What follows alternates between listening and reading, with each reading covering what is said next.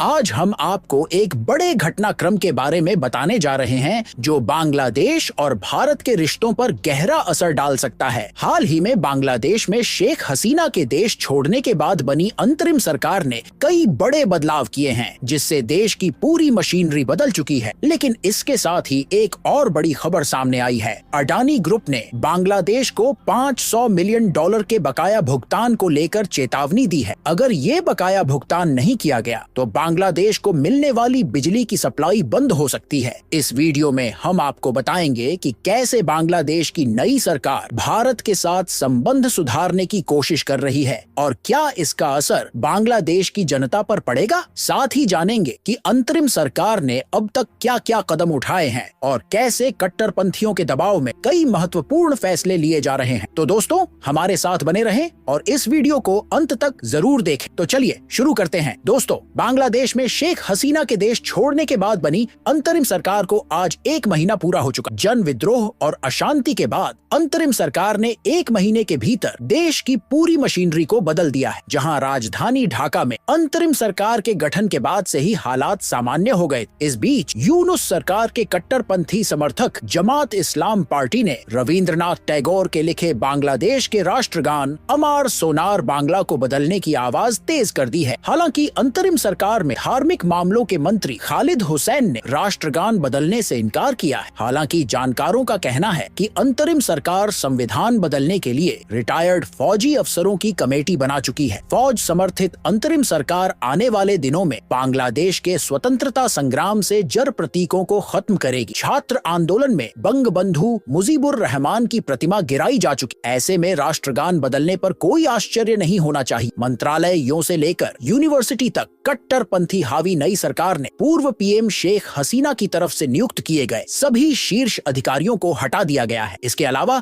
कई देशों में मौजूद बांग्लादेश के राजदूतों को या तो वापस बुला लिया है या फिर बर्खास्त कर दिया है। बीएनपी महासचिव मिर्जा फखरुल इस्लाम आलमगीर का भी मानना है कि अब तक यह सरकार अच्छा काम कर रही है। हम लोकतंत्र को बहाल करने के लिए इस सरकार का समर्थन करेंगे, लेकिन हम लोकतंत्र के लिए अपनी लड़ाई से समझौता नहीं करेंगे। हम जल्द से जल्द राष्ट्रीय चुनाव देखना चाहते हैं और इस बीच बांग्लादेश भारत के साथ अच्छे संबंध चाहता है और यह संबंध न्याय संगत और औचित्यपूर्ण होने चाहिए। यह बात बांग्लादेश की अंतरिम सरकार के प्रमुख मोहम्मद यूनुस ने छात्रों के साथ मुलाकात में कही है, जहां छात्रों के आंदोलन के चलते ही 5 अगस्त को शेख हसीना को प्रधानमंत्री पद और देश छोड़ना पड़ा था। यूनुस ने कहा कि भारत के साथ अच्छे संबंध रखना हमारी जरूरत है, लेकिन यह संबंध न्याय संगत होने चाहिए। गौर करने वाली बात यह है कि यहाँ पर उन्होंने एक बार फिर सार्क के पुनर्जीवित किए जाने की इच्छा जताई है। इसके अलावा हाल ही में यूनुस ने प्रधानमंत्री नरेंद्र मोदी से मुलाकात की इच्छा भी जताई। उन्होंने कहा था कि न्यूयॉर्क में संयुक्त राष्ट्र आम सभा की बैठक के दौरान यह मुलाकात हो सकती है, लेकिन प्रधानमंत्री मोदी के वहां न जाने के फैसले से दोनों नेताओं के बीच मुलाकात फिलहाल टल गई है। इसके साथ ही रविवार को बांग्लादेश के प्रभारी विदेश मंत्री मोहम्मद तौहीद हुसैन ने भारतीय रक्षा मंत्री राजनाथ सिंह के युद्ध छेड़ने के बयान पर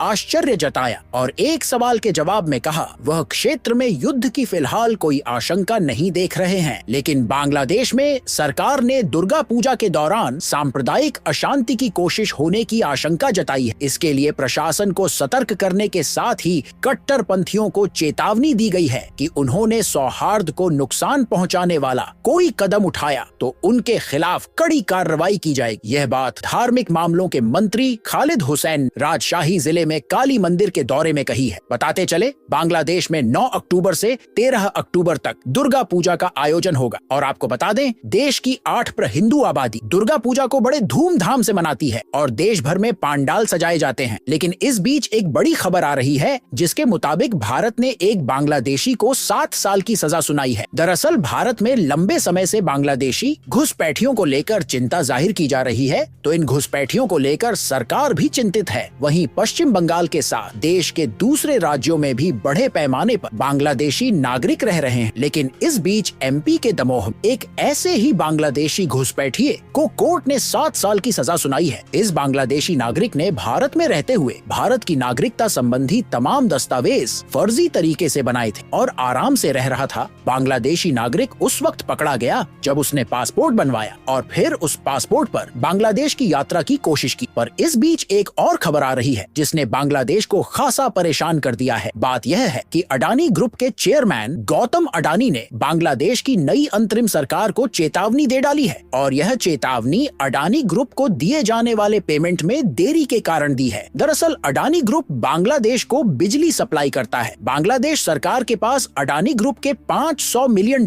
यानी कि करीब 44,200 करोड़ बकाया है और बांग्लादेश के लिए परेशानी वाली बात यह है कि यह रकम लगातार बढ़ती जा रही है और अगर बांग्लादेश पेमेंट करने में देरी करता है तो बांग्लादेश को दी जाने वाली बिजली की सप्लाई पर असर पड़ सकता है। यहाँ पर यूनुस ने ऐसे समझौतों को महंगा सौदा बताया है जो शेख हसीना के कार्यकाल में किए गए थे। इनमें अडानी ग्रुप के साथ यह बिजली का समझौता भी शामिल है। बता दें कि अडानी ग्रुप अपने 1600 मेगावाट के गोड्डा प्लांट से बिजली की आपूर्ति करता है और यह बिजली बांग्लादेश को भी दी जाती है। हाल ही में फाइनेंशियल टाइम्स को दिए गए एक बयान में अडानी पावर ने कहा कि बढ़ते वित्तीय तनाव के बावजूद वह बांग्लादेश को बिजली की सप्लाई देना जारी रखेगा। कंपनी ने कहा कि हम बांग्लादेश सरकार के साथ लगातार बातचीत कर रहे हैं, ज़ारतोशी हैं, और कंपनी ने कहा कि हम न केवल अपनी सप्लाई कमिटमेंट को पूरा कर रहे हैं बल्कि अपने कर्जदाताओं और आपूर्तिकर्ताओं के प्रति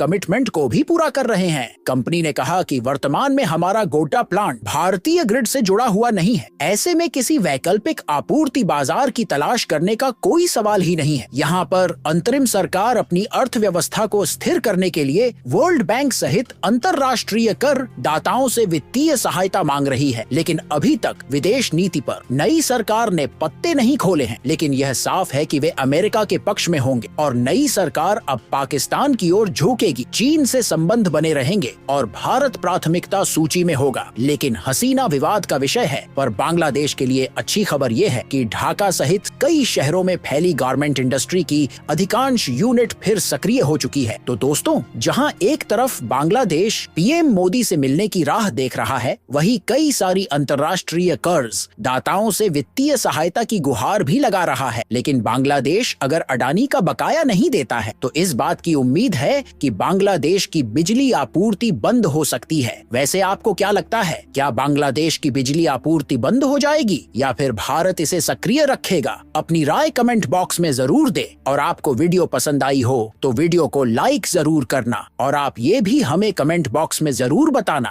कि क्या बांग्लादेश की नई सरकार की विदेश नीति के संकेत हैं और इसका भारत, अमेरिका, पाकिस्तान और चीन के साथ संबंधों पर क्या प्रभाव पड़ेगा। और ऐसी ही अपडेट के लिए चैनल को सब्सक्राइब जरूर कर लेना।